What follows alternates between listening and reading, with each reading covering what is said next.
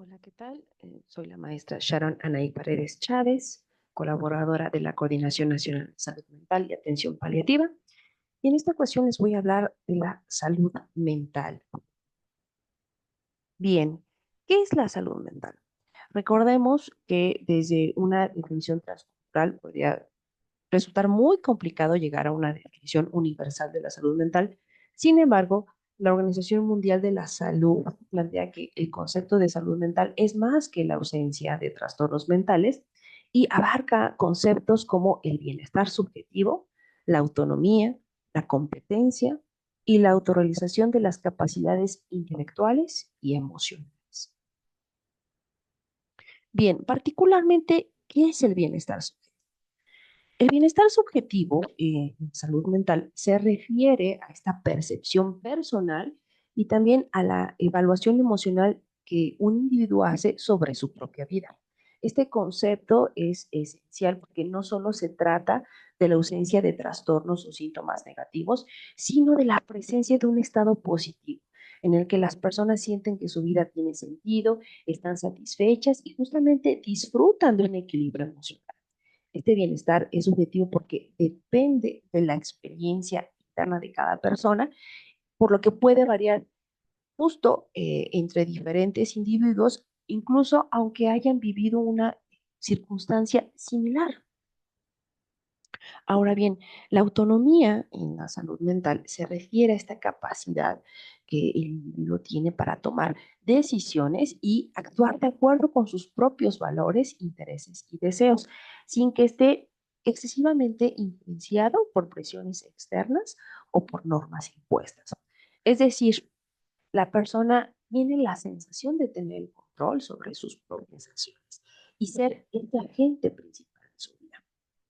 De hecho, la autonomía está relacionada con la sensación de libertad, con el ejercicio de la autodirección y también con una mayor sensación de satisfacción con la vida y un mayor sentido de bienestar. Por ejemplo, una persona autónoma puede establecer límites en sus relaciones, puede tomar decisiones que se alineen con su bienestar y también sentirse capaz de hacer cambios en su vida para mejorar su situación emocional. La competencia, que es parte de estos elementos claves en la salud mental, justamente se refiere a esta sensación de ser capaz de afrontar desafíos y también realizarlos o realizar cualquier tarea con eficacia. Es decir, esta autoeficacia es sentirte capaz de que puedes lograrlo, de que puedes hacerlo. Eh, de hecho, la competencia implica sentir que uno tiene las habilidades necesarias para enfrentar estas demandas y exigencias de la vida diaria, ¿no? Ya sean personales, laborales o sociales.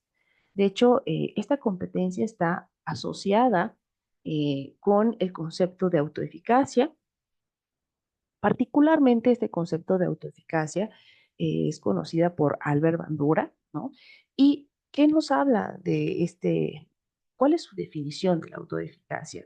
Justamente es esta creencia de la propia persona para poder lograr metas y superar obstáculos. Entonces, las personas que se sienten competentes para superar estos obstáculos justamente tienen a una mayor confianza en sí mismas, lo que va a mejorar su bienestar emocional.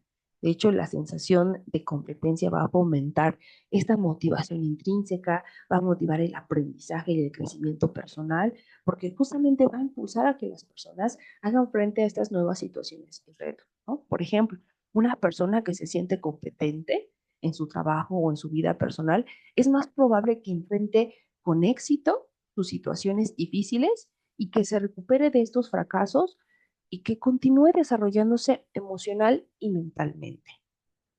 Por otra parte, la autorrealización, que es un concepto más que nada de la psicología humanista, particularmente sale de la teoría de Maslow, quien justamente sitúa a la autorrealización como el nivel más alto de la jerarquía de las necesidades. Entonces, la autorrealización es este proceso de alcanzar este potencial máximo que una persona tiene, tanto en el ámbito intelectual como emocional, porque la salud mental no es solamente sentirme bien o tener esta sensación de bienestar emocional, sino también sentirme capaz, incluso que cognitivamente me sienta estable y apto para cualquier actividad de la vida cotidiana.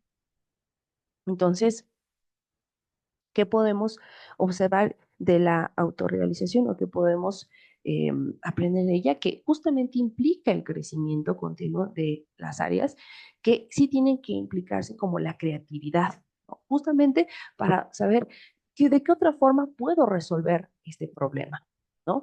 Si ya no me funcionó como lo resolví antes, ahora ¿cómo puedo hacerlo? Entonces, implica la creatividad, implica el autoconocimiento, pero también la regulación emocional. De hecho, las personas autorrealizadas, por así decirlo, tienden a tener una comprensión más profunda de sí mismas y que tienen una conexión más genuina con sus emociones porque saben identificarlas.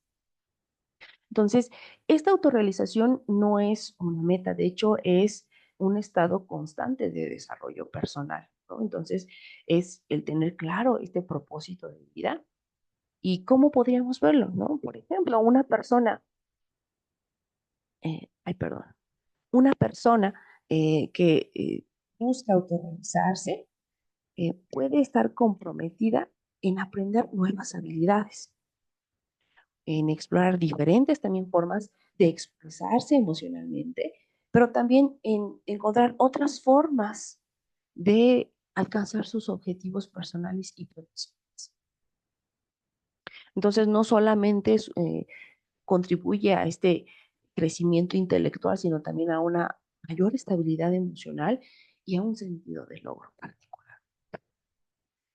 Bien, entonces, ¿qué podemos hablar de la autonomía, la competencia y la autorrealización en esta definición de salud mental? Bueno, son interdependientes en este proceso de salud mental, porque la autonomía permite que las personas tomen decisiones que se van a alinear con sus acciones, con sus valores y con sus deseos, pero al mismo tiempo esto puede aumentar la competencia, ya que tomar estas decisiones autónomas le va a permitir a la persona sentirse capaz de enfrentar y de superar sus desafíos, lo que va a reforzar su sentido de eficacia personal, es decir, su autoeficacia.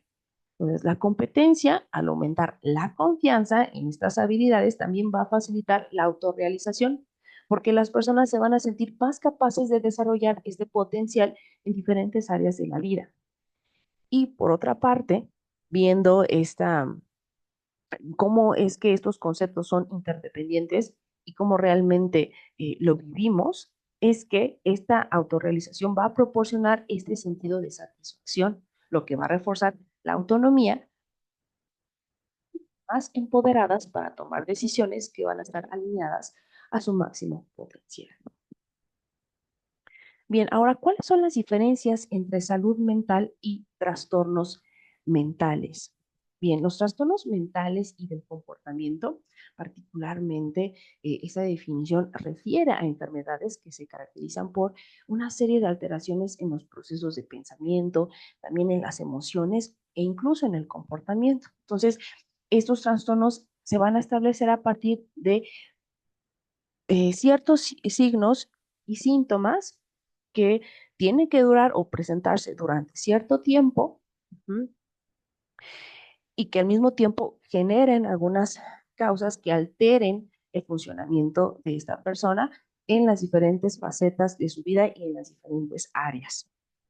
Entonces, ¿qué problemas podemos abarcar en esto de los trastornos?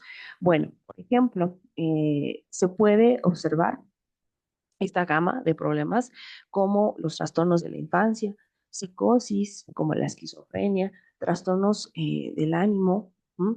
También vamos a observar trastornos como la bipolaridad, la depresión, trastornos de ansiedad, ¿no? Que incluye el pánico, el trastorno obsesivo compulsivo, el estrés postraumático, va a incluir también a las fobias. Por otra parte, también puede comprender los trastornos de personalidad Ujú, y que hay un grupo especial que incluye a estos trastornos como los de la alimentación y los de abuso de sustancias, ¿no? Y que justamente los problemas relacionados con el abuso y adicción a las drogas se van a considerar trastornos mentales porque las drogas o este consumo nocivo o consumo excesivo van a impactar, como ya se ha hablado o se va a hablar en otros temas, en el cerebro, ¿no? En el funcionamiento y que incluso pueden modificar su estructura, no solamente el funcionamiento, puede modificar ciertas regiones, ciertas áreas cerebrales que van a afectar el funcionamiento. Entonces, justamente estos trastornos mentales se van a identificar y diagnosticar por esta recopilación cuidadosa que se va a hacer respecto a los antecedentes de la persona, a los criterios de los síntomas y signos que están presentes, a esta exploración clínica, pero también a estas exploraciones especializadas que van a ser necesarias. Ujú, porque es necesario descartar ciertos síntomas que estén presentes y que no necesariamente puedan referirse a algún trastorno, por ejemplo, la depresión, ¿no? Eh, que en el duelo, comparándolo un poco, puede tener ciertos síntomas parecidos, pero si hacemos una buena anamnesis, podemos descartar que realmente no se trata de una depresión, sino de un duelo, o bien que es a causa del consumo de la sustancia. Y bien, parte de estas estadísticas de los trastornos mentales en México es que justamente el número de individuos con estos trastornos va a aumentar en el envejecimiento, en particular también en la población. Entonces, lo que, lo que esto puede generar es que aumenten al mismo tiempo conflictos económicos y sociales de los que ya se vive actualmente.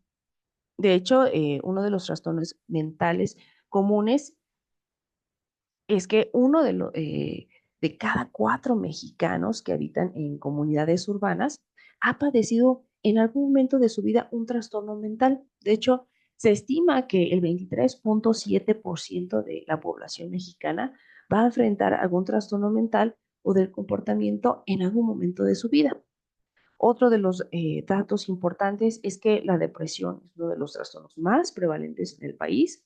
El 9.2% de la población ha padecido un episodio de depresión y justamente se estima que una de cada 5 personas sufrirá uno antes de llegar a los 75 años, ¿no? Entonces también está interesante porque estamos viendo cómo es probable que incluso en la vejez se pueda presentar estos trastornos.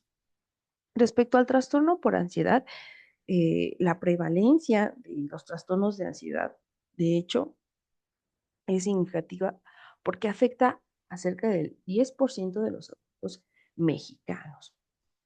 Y el suicidio, que también es un tema relevante, particularmente hablar de este tema eh, nos, eh, nos invita a hablar que es una de las principales causas de muerte en jóvenes de entre 15 y 29 años.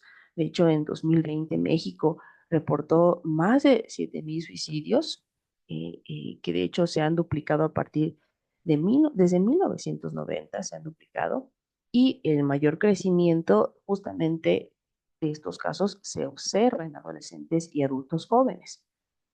Aunque la muerte autoinfligida, de hecho, es menos frecuente en las mujeres, esta ha crecido 95% a partir de 1990, mientras que en los hombres el aumento ha sido de 67%, de acuerdo a la Secretaría de Salud. La muerte por suicidio justamente va a representar solo la parte más visible del problema, porque como en la encuesta nacional de epidemiología psiquiátrica, que nos comenta que el 8.3% de en un estudio, la muestra reporta haber pensado alguna vez en ella, es decir, alguna vez en la muerte, ¿no? El 3.2% informó de un plan para suicidarse y el 2.8% intentó quitarse la vida. ¿No? Solo, bueno, esto es diferente porque no todas las personas que tienen una ideación suicida llegan a la consumación, ¿no? O no todos los que lo planifican, pero sí es verdad que aumenta la probabilidad que se realice el intento de suicidio. Por otra parte, ante estos datos relevantes, resulta necesario también hablar de los accesos a servicios de salud mental. De hecho, solo un pequeño porcentaje de personas con trastornos mentales reciben tratamiento adecuado. De hecho, se estima que el 20% de las personas con problemas de salud mental en México reciben atención profesional. Y bueno, esto también ha sido aumentado por los efectos de la pandemia del COVID-19, porque esta crisis sanitaria aumentó significativamente los trastornos de ansiedad, de depresión y de estrés en la población mexicana, justo por el aislamiento, ¿no? La incertidumbre económica y el temor al contagio. Bien, respecto a otros datos relevantes que nos hablan de la prevalencia de trastornos mentales en México, cabe mencionar que 1 de cada 3 mexicanos que habita en comunidades urbanas ha padecido en algún momento de su vida un trastorno mental, ¿no? Eso lo convierte en el 23.7% de la población mexicana. Y el 1% de la población presenta un trastorno psicótico como la esquizofrenia. Eh, si habláramos de alguna enfermedad mental que afecte eh, de similar proporción a hombres y mujeres, estaríamos hablando con los trastornos afectivos y de ansiedad, y también con los trastornos asociados al abuso de sustancias, que anteriormente se observaba, más bien actualmente se observa que hay mayor consumo en hombres que en mujeres, pero esta tendencia está disminuyendo y ahora las cifras están o tienden a la similitud. Entonces, si estamos hablando de estas diferencias en géneros, sí es verdad que el género tiene un peso fundamental en la salud mental de las personas porque determina el control que hombres y mujeres tienen sobre los determinantes socioeconómicos de sus vidas, de hecho, y también en su condición social, ¿no? En cómo son tratados en la sociedad, la exposición a estos riesgos para la salud mental. Y además por los preceptos culturales, como los hombres no lloran o las mujeres no beben, ¿no? Esto va a moldear la respuesta social, la discriminación y también la vergüenza, ¿no? Porque son justamente estas barreras las que se van a presentar para una adecuada atención. Bien, en cuanto a otros datos que también es necesario que los tomemos en cuenta, es que la edad de inicio de la mayoría de los trastornos psiquiátricos se van a encontrar en las primeras décadas de la infancia. De hecho, 50% de los adultos que han sufrido un trastorno mental lo padecieron antes de cumplir 21 años. Por otra parte, se estima que el 7% de la población infantil de entre 3 y 12 años se encuentra afectada por uno o más problemas de salud, ¿no? Cuando estos trastornos se presentan antes de los 18 años, el curso de la enfermedad es más crónica y de hecho se ha demostrado en estudios que se presenta con mayor duración. Por otra parte, es necesario que consideremos a la población adulta mayor, ¿no? Porque estas estadísticas o estos datos señalan que justamente entre quienes tienen más de 65 años, la prevalencia de depresión se encuentra arriba del 20% y el deterioro cognitivo alcanza un 12%. Este deterioro cognitivo, que no es que esté relacionado necesariamente con la vejez, porque la vejez no tiene por qué ser patológica, ¿no? Es uno también de los mitos en el que, ay, ya estoy grande de edad y se espera que se me olviden cosas, se espera que no tenga tanta atención, ¿verdad? Y que por tanto eso también cree una actitud en las personas que rodeamos, en los adultos mayores, de cómo también hacerlos más activos mentalmente. Entonces, el deterioro cognitivo puede estar relacionado a una presencia por trastorno neurocognitivo mayor, bien conocido como demencia, pero también puede estar relacionado por la depresión. De hecho, hay diferencia entre pseudodemencia depresiva, ¿no? Y propiamente lo que es la demencia o el trastorno neurocognitivo mayor. El trastorno neurocognitivo menor se conoce como un deterioro cognitivo que todavía no llega a este diagnóstico de demencia, pero sí se ha observado que incluso en personas adultas mayores pueden presentar, cuando hay depresión, pueden presentar o simular estos síntomas eh, característicos de la demencia, son similares, pero una vez que se trata la depresión, estos síntomas como falta de memoria, dificultades en la atención, ¿no? Que pueden también estar a la par de la depresión. Una vez que se trata de depresión, estos síntomas cognitivos desaparecen. Bien, respecto al abuso de sustancias, 4 millones de mexicanos presentan abuso o dependencia al alcohol, es decir, el 5.5%. Y es verdad que la población tiende a beber con poca frecuencia, pero grandes cantidades, lo que va a aumentar pues, el riesgo de accidentes y de... ¿no? Entonces, también es importante mencionar que el patrón de consumo más frecuente es el de cantidades grandes por ocasión de consumo, más que un consumo eh, recurrente, va a ser un consumo excesivo. De hecho, casi 27 millones de mexicanos beben de ese modo, lo que significa que aun cuando lo hagan en determinadas ocasiones, ¿no? Como fines de semana, fiestas, en estas ocasiones se van a consumir grandes cantidades, es decir, más de 4 copas por ocasión las mujeres y más de 5 copas los hombres, ¿no? Si bien esta manera de consumir excesiva, que suele ser ocasional, es característica de la población masculina, es una práctica que ha aumentado especialmente entre los adolescentes. De hecho, la media de edad en el inicio de consumo es de 17.7 años y cuando se analizan estas diferencias por sexo, justamente se observa que los hombres inician en promedio a los 16 años con el consumo del alcohol y las mujeres a los 19 años. Entonces, consumir estas grandes cantidades puede aumentarlos exponencialmente a riesgos, como hemos dicho, de accidentes, problemas legales, peleas, ¿no? Y también enfermedades. Entonces, eh, para poder hablar de manera general respecto al alcohol, justamente esta sustancia está más relacionada con el 67% de enfermedades y lesiones y cómo se va a explicar también en el tema de alcohol o alcoholismo, es uno de los 5 principales factores de riesgo, ¿no? Especialmente en hombres, para mortalidad prematura y días vividos sin salud.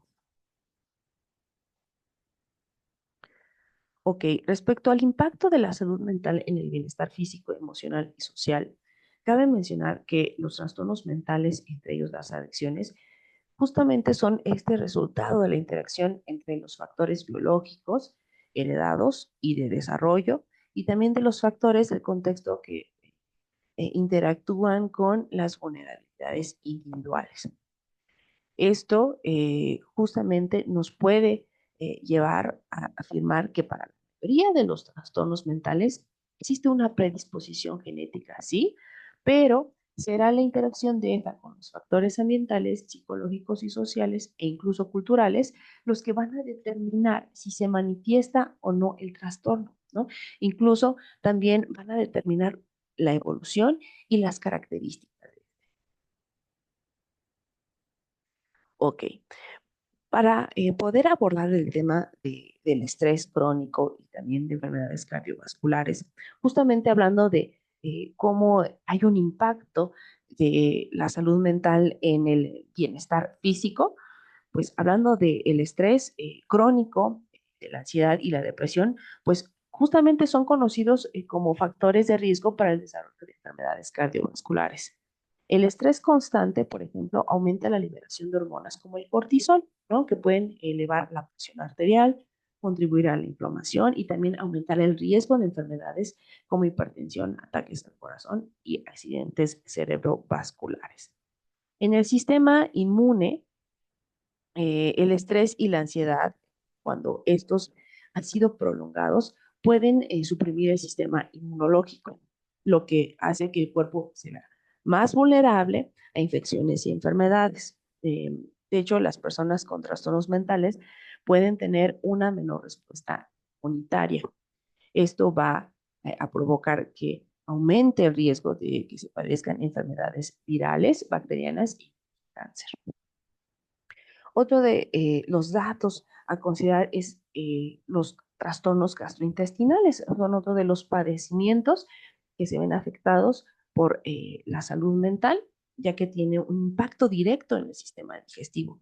La ansiedad y depresión, por ejemplo, pueden causar o empeorar problemas gastrointestinales como el síndrome del intestino irritable, ¿no? Provocar acidez estomacal, úlceras, otros trastornos digestivos, ¿no?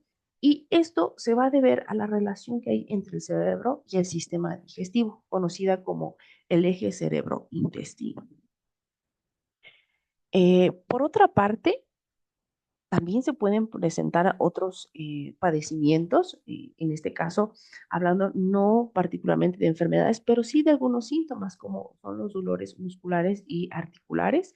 El estrés emocional puede provocar estas tensiones musculares crónicas y también provocar dolores en el cuello, la espalda, las articulaciones e incluso migrañas. Entonces, esta tensión acumulada, debido a la ansiedad y al estrés prolongado, pues puede tener estos efectos negativos en la musculatura y en los sistemas articulares, lo que va a causar estos dolores físicos, incluso van a limitar la movilidad. Bien, respecto a los hábitos de alimentación, los trastornos mentales, la depresión y la ansiedad, justamente van eh, o pueden afectar los hábitos alimenticios de una persona. Algunas personas pueden comer en exceso, ¿no? Y presentarse o relacionarse con el trastorno como la bulimia o el trastorno por atracón, o por el contrario, perder el apetito, ¿no? Que puede llevar también a la desnutrición o un peso corporal no saludable. Y estos cambios en la alimentación pueden afectar los niveles de energía, el estado nutricional general y que va a impactar a la salud física.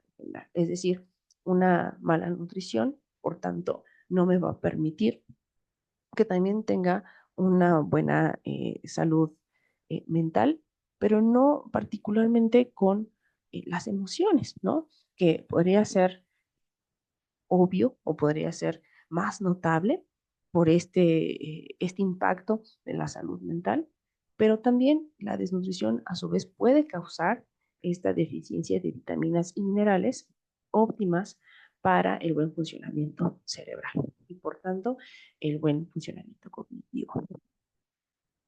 Bien, también la falta de actividad física, de hecho las personas, hablando de ese tema, que sufren depresión, ansiedad o estrés crónico, van a experimentar a menudo esta sensación de fatiga, la falta también de motivación y un bajo nivel de energía, lo que va a llevar a una reducción de la actividad física.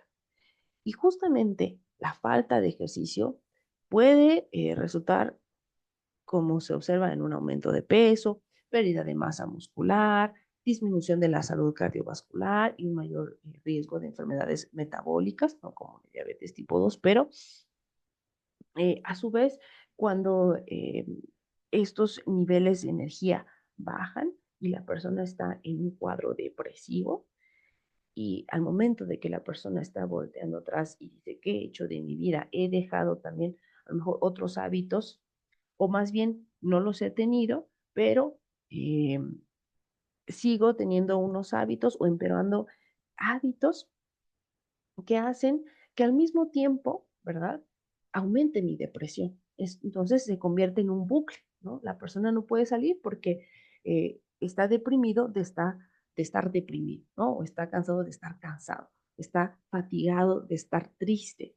Entonces, este bucle del que no pueden salir, justamente eh, permanece o se mantiene constante porque hay conductas que la misma persona hace que se mantenga la depresión. Entonces, ese impacto puede tener en la parte de la salud física, pero al mismo tiempo puede estar generado justamente por la falta de motivación. Entonces, cuando se hace una intervención, que en esta ocasión no se va a hablar de una intervención, pero cuando justamente se hace la intervención, también se trabaja en la modificación de conductas para poder cambiar esa perspectiva que se tenía de la situación. Nosotros lo conocemos como activación conductual. Bien, ahora, respecto al abuso de sustancias, ¿verdad? En las personas con trastornos mentales, ya habíamos hablado de la depresión y la ansiedad, pero también personas que hayan padecido trastorno por estrés postraumático o lo estén viviendo, pueden recurrir a este abuso de sustancias como una forma de automedicarse. Entonces, el abuso de sustancias puede tener estos efectos devastadores, pero no solamente a nivel físico, como ya se comentará eh, en el otro video de alcohol o alcoholismo, que puede causar cirrosis, daño hepático, pero también puede generar trastornos de sueño. Y esto al mismo tiempo afecta que también la persona tenga un bajo rendimiento, que no se sienta alerta, que no se sienta activo, que se sienta con fatiga. E incluso el sueño es reparador, justamente para que tengamos nuevas ideas, que hayamos procesado incluso mejor la información por este descanso mental. Y es necesario para poder salir avante justamente de estos trastornos mentales. Entonces, hay conductas que van a mantener ese trastorno, ¿verdad? Y que va a, va a mantener a la persona en ese bucle. Entonces, tanto el alcoholismo puede generar depresión como la depresión puede llevar a este consumo eh, excesivo o este consumo o abuso de sustancias, ¿no? Entonces,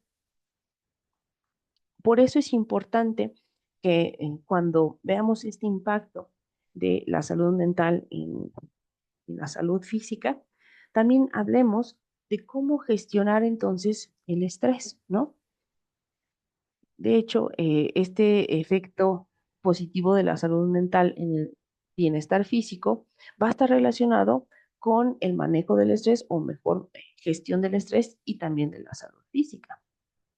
De hecho, esta gestión efectiva del estrés, el bienestar emocional, la resiliencia, pueden tener este efecto protector sobre la salud, ¿no?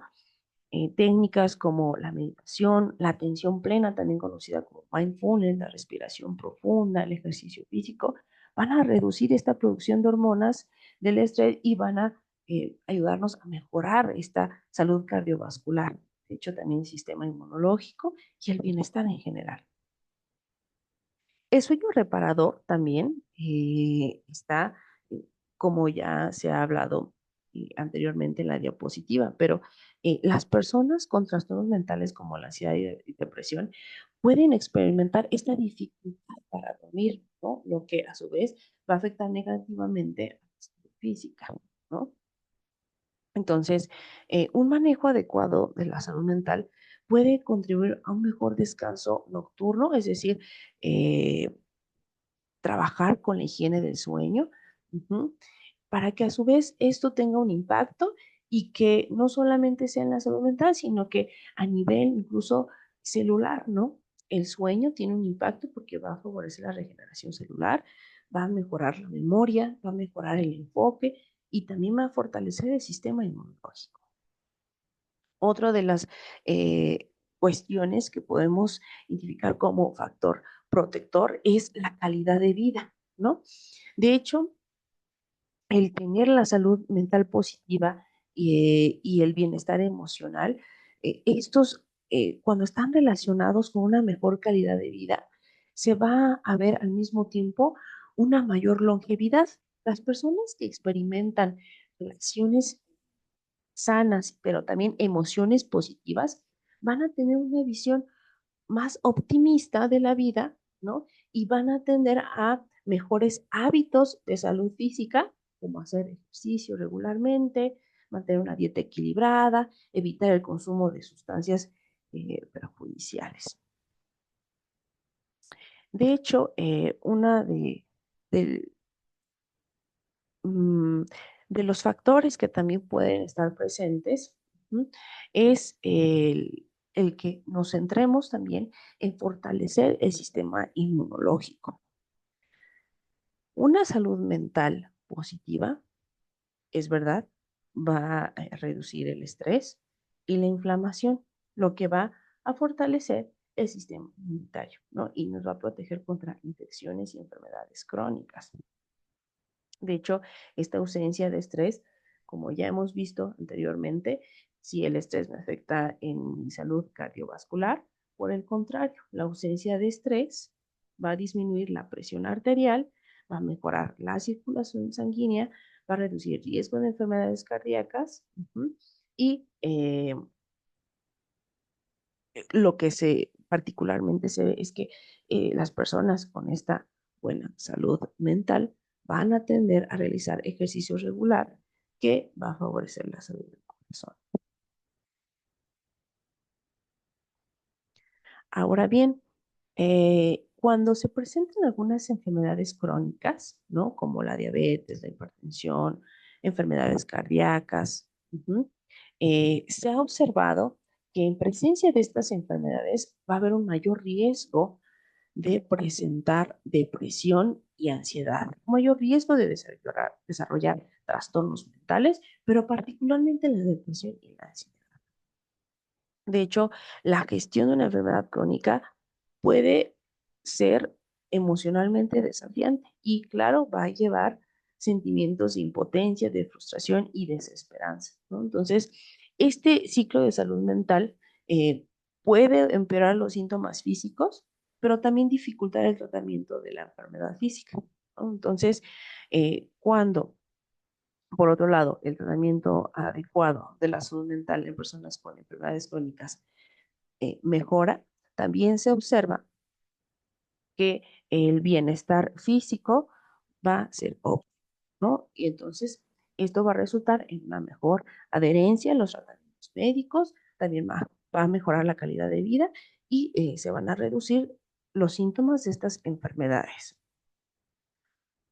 Respecto al impacto de el bienestar emocional en la salud mental, es pertinente identificar que la salud mental positiva me va a permitir o nos va a permitir procesar, expresar emociones de manera equilibrada, pero también nos va a ayudar a evitar reacciones desproporcionadas ante situaciones difíciles. Por ejemplo, una persona con una buena salud mental puede manejar la frustración sin reaccionar de forma impulsiva. Entonces, cuando hay problemas de salud mental, trastornos como la ansiedad o la depresión van a dificultar controlar emociones intensas como la tristeza, el miedo o la ira, que van a afectar la estabilidad emocional. Entonces, un ejemplo es que un trastorno de ansiedad puede llevar a preocuparse excesivamente por problemas pequeños, ¿no? Entonces, por eso es importante que consideremos no solo esta parte de la regulación de emociones, sino también la autoestima y la autovaloración, porque también va a estar implicada en la forma en cómo vamos a regular las emociones. ¿Por qué? Porque justamente una buena autoestima y una buena autovaloración va a fomentar una visión sana de uno mismo, ¿m? Lo que le va a ayudar a mantener esta autoestima estable y una actitud positiva frente a los propios logros, pero también frente a las limitaciones, ¿no? Por ejemplo, aceptar errores como oportunidades de aprendizaje en lugar de verlos como fracasos personales, ¿no? Y ante problemas de salud mental, justamente la depresión o el estrés crónico van a generar pensamientos autocríticos o sentimientos de inutilidad, ¿no? Lo que va a erosionar la autoestima, la va a desaparecer. Entonces, pensamientos como no soy suficiente son comunes en personas con depresión. Respecto a la resiliencia y manejo de adversidades, cuando se presenta una salud mental positiva, va a haber una mejoría en la capacidad para afrontar dificultades, no solamente eh, con esta creatividad, con esta adaptación en ambientes a lo mejor que pueden ser hostiles y que tengo que hacer una toma de decisiones para poder confrontarlo. Pero, más bien, ¿cómo se afronta esta situación? La resiliencia, la característica es que estas dificultades se tratan con flexibilidad, con calma y con optimismo, ¿no? Entonces, un ejemplo es que después de una pérdida personal, una persona con buena salud mental busque apoyo y también se adapte con el tiempo. Sin embargo, cuando hablamos ya de problemas de salud mental, esta falta, ¿no?, de autoestima va a reducir esta capacidad de afrontamiento, ¿no? Y va a llevar a respuestas como desesperanza, evitación o ataques de pánico.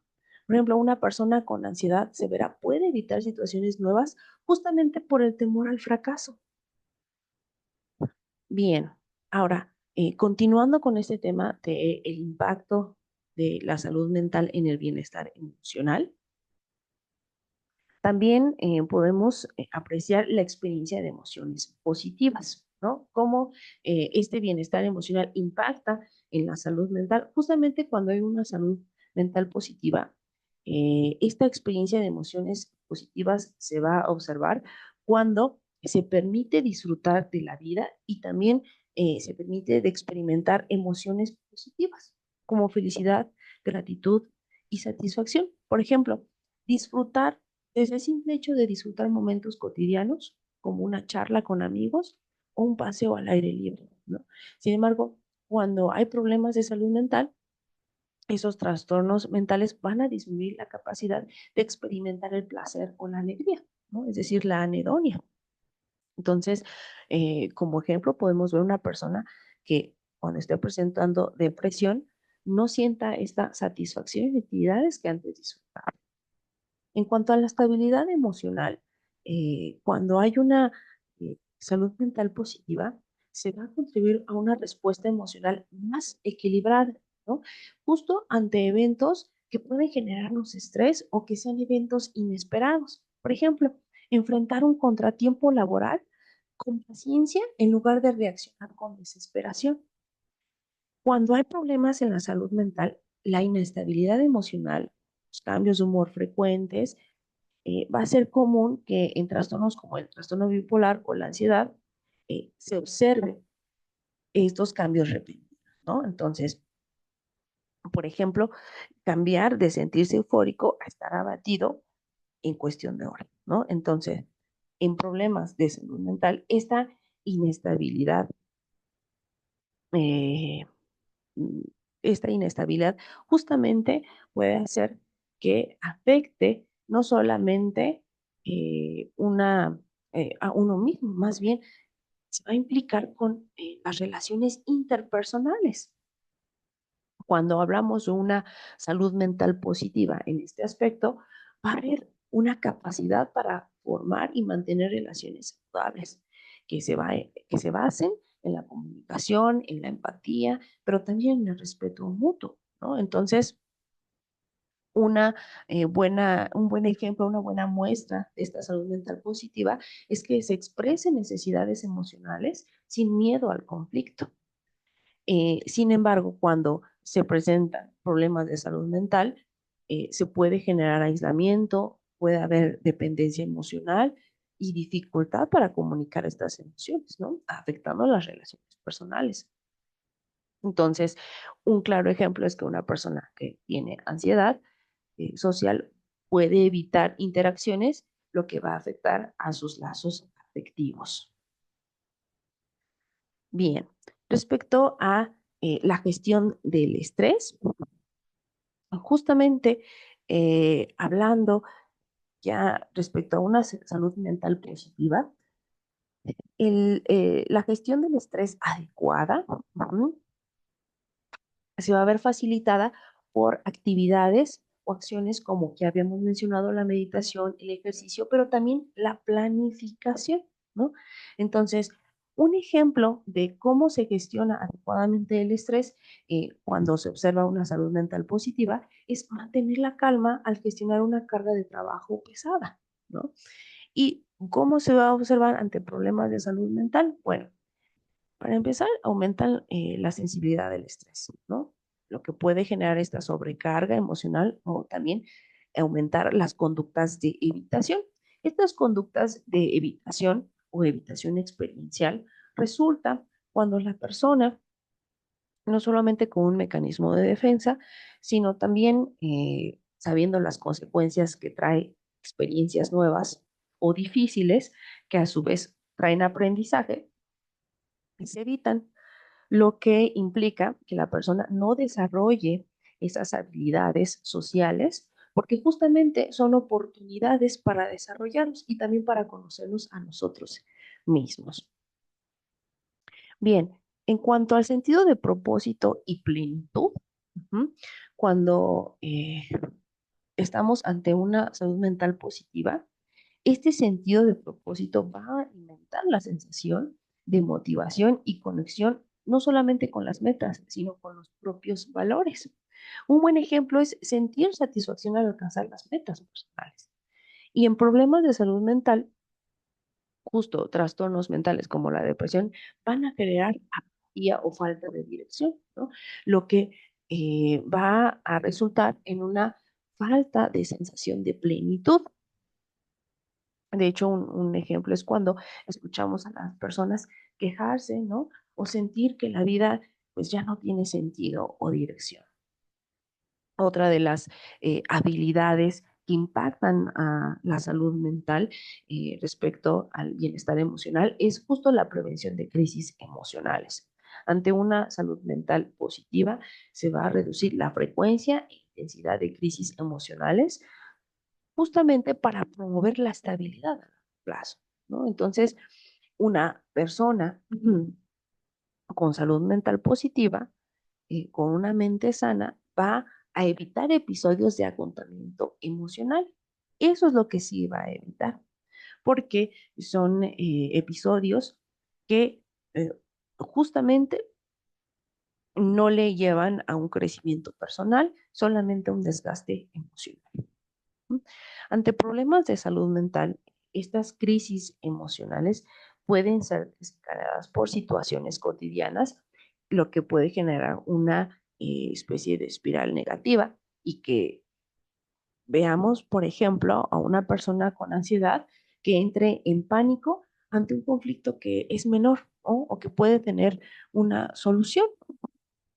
Entonces, pasando ya al impacto del bienestar social y la salud mental, ¿m? Es necesario que también consideremos que parte de las dimensiones de la salud mental, muchas de ellas están relacionadas con el bienestar social. De hecho, las dimensiones que están aquí no son todas, solamente se rescataron aquellas que están relacionadas con el bienestar social y particularmente hablando de la aceptación social, que es esta actitud positiva hacia otros eh, que se basa en el reconocimiento y en la aceptación de las diferencias, ¿no? Otra de las dimensiones es la actualización social, que es esta creencia en la capacidad de las personas, de los grupos y también de las sociedades para crecer y desarrollarse positivamente. Otra dimensión es la contribución social, que la persona tenga este sentimiento de que las actividades son útiles para la sociedad y que son valoradas. Sus actividades son valoradas. Otro de las dimensiones justo es el dominio del entorno, ¿no? Que es esta capacidad para manejar en ambientes complejos y para elegir aquellos que se adaptan a las necesidades. También otro es la coherencia social, que es tener este interés por la sociedad y por la vida social. También las relaciones positivas con nosotros, con esta capacidad de empatía e intimidad. Y también lo que es la integración social, que es este sentimiento de pertenencia a una comunidad de la que se recibe satisfacción y apoyo. Eh,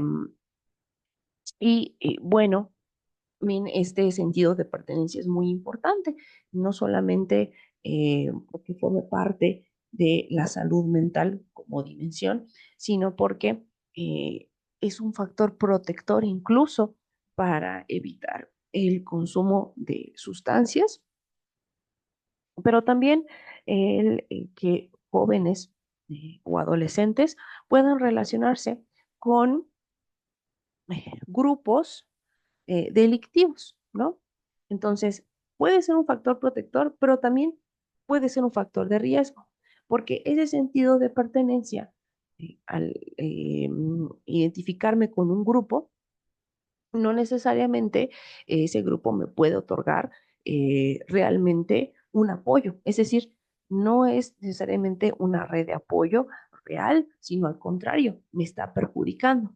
Entonces, cuando los jóvenes tienen un sentido de pertenencia a un grupo sano, y esto puede ser desde la familia, esto puede ser desde los grupos de pares, es decir, los amigos o conocidos en la comunidad, que son sanos, que son redes de apoyo reales y sanas, puede ser un factor protector.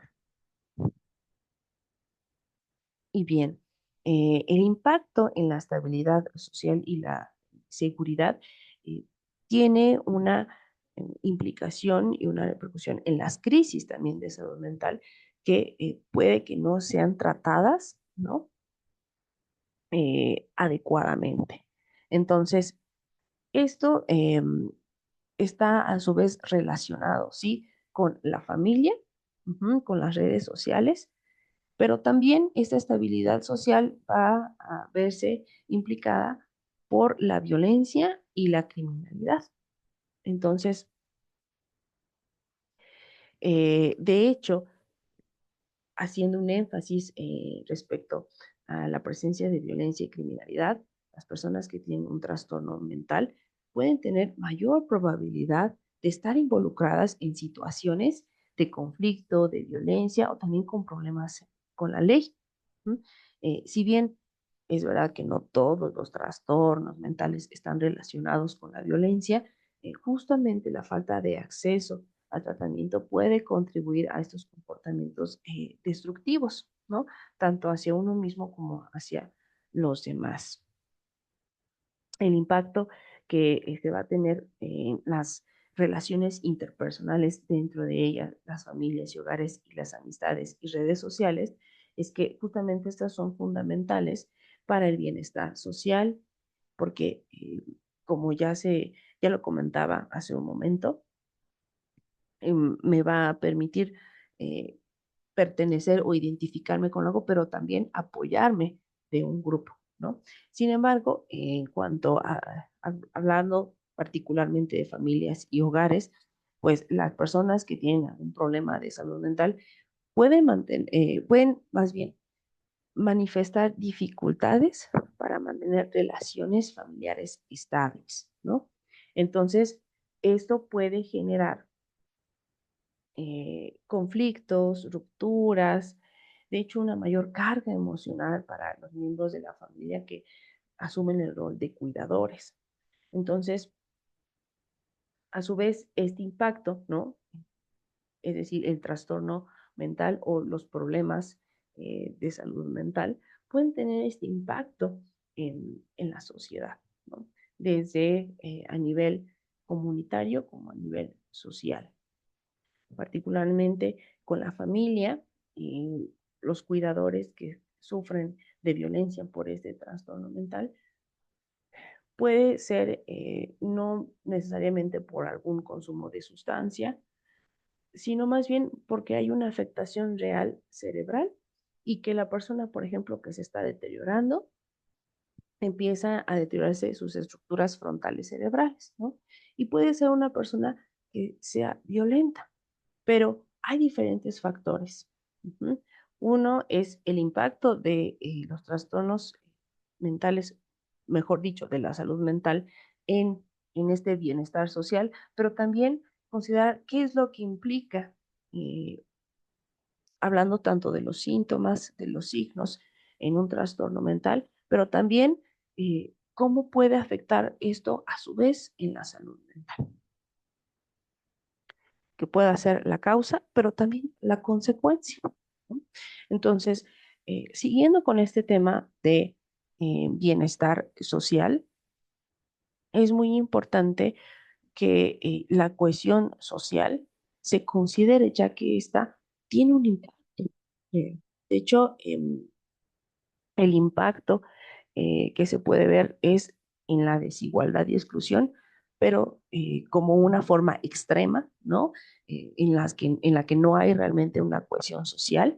Y cuando sí hay una cohesión social, se puede ver eh, conductas de solidaridad y de apoyo, ¿no? Por ejemplo, en la desigualdad y en la exclusión puede haber un estigma asociado con la salud mental que va a marginar a las personas que se encuentren afectadas, lo que promueve a su vez su función social, ¿no? Entonces, contribuye al mismo tiempo a una creación de divisiones dentro de la sociedad, particularmente si los servicios son inaccesibles para ciertos grupos. ¿Sí? Y respecto a la solidaridad y el apoyo, ¿no? En contraste, las comunidades que promueven el bienestar mental suelen ser más inclusivas, más empáticas y solidarias. Esto al mismo tiempo va a fortalecer el tejido social y la cooperación. Por otra parte, también tenemos un impacto cultural y de valores sociales. A su vez, eso se va a observar como estigma y en la percepción social respecto a la salud mental, pero también se puede observar como un cambio cultural. ¿Mm? Todavía se presenta este estigma que rodea a los trastornos mentales, pero que también varía de acuerdo a la cultura, ¿no? En algunas sociedades, los problemas de salud mental se ven como vergüenza, como una debilidad que va a dificultar que las personas busquen ayuda, pero también cuando hay un cambio cultural, es cierto que a medida que las sociedades se sensibilizan más sobre la importancia de la salud mental, empiezan a cambiar y a tener una mayor apertura, ¿no? Cambian sus valores, cambian sus normas y no solamente hay una mayor apertura, sino también hay una mayor empatía y apoyo a estas personas afectadas por trastornos mentales. Ahora bien, ¿de qué otra manera impacta la salud mental a nivel social? Lo podemos ver a nivel de economía y también en la productividad. De hecho, pues la salud mental tiene consecuencias directas en la productividad de los individuos y del funcionamiento económico de la sociedad. Por ejemplo, podemos hablar desde los costos laborales, en el que se habla que los trastornos de salud mental son una de las principales causas de ausentismo laboral y disminución de la productividad, ¿no? Pero también puede observarse lo que es el presenteísmo, que es cuando las personas asisten a trabajo, pero no pueden desempeñar sus tareas de manera efectiva debido a estos problemas de salud mental.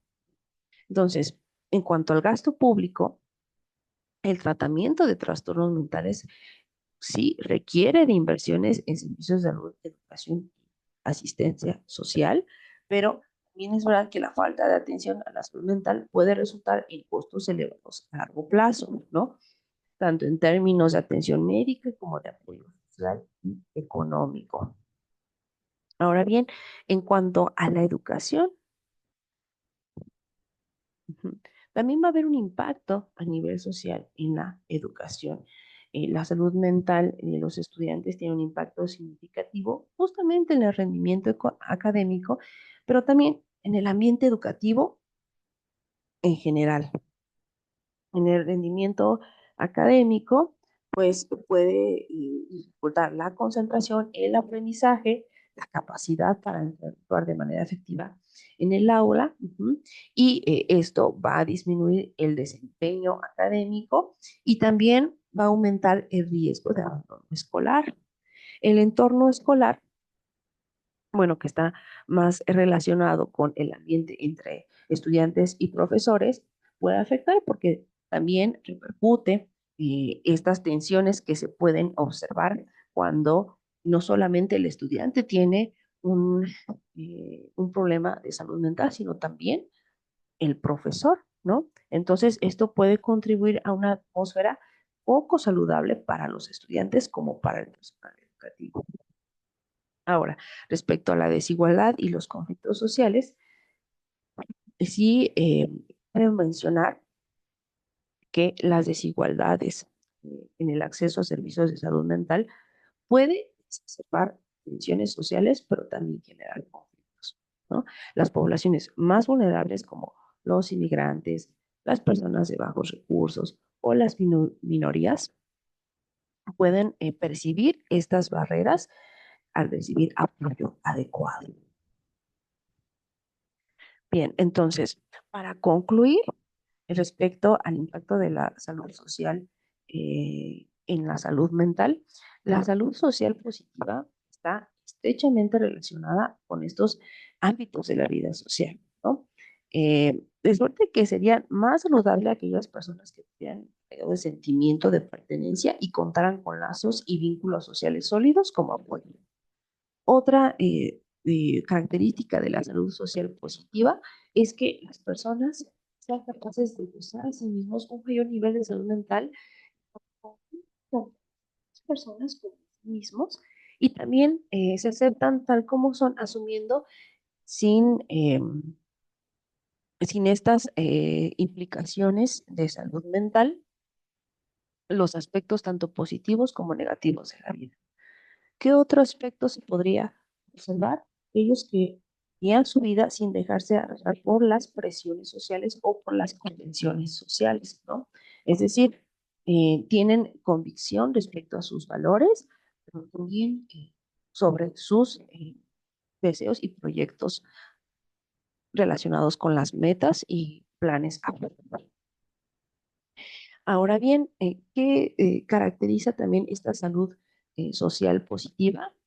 Que la persona pueda tener confianza en el futuro de la sociedad, no solamente con respecto a su interacción a través de las relaciones interpersonales, sino que confía en ese potencial de crecimiento respecto al futuro de la sociedad y que también confía en él, que puede beneficiarse de él. Eso es uno de los también eh, de los factores que van a implicar o eh, van a afectar el nivel de salud mental del individuo. Y bueno, terminando este tema de qué es la salud mental, les comparto la bibliografía. En caso de tener alguna duda, agradecería que envíen un correo a saludmental@iste.gov.mx. Espero que haya sido de su agrado. Nos vemos en la próxima.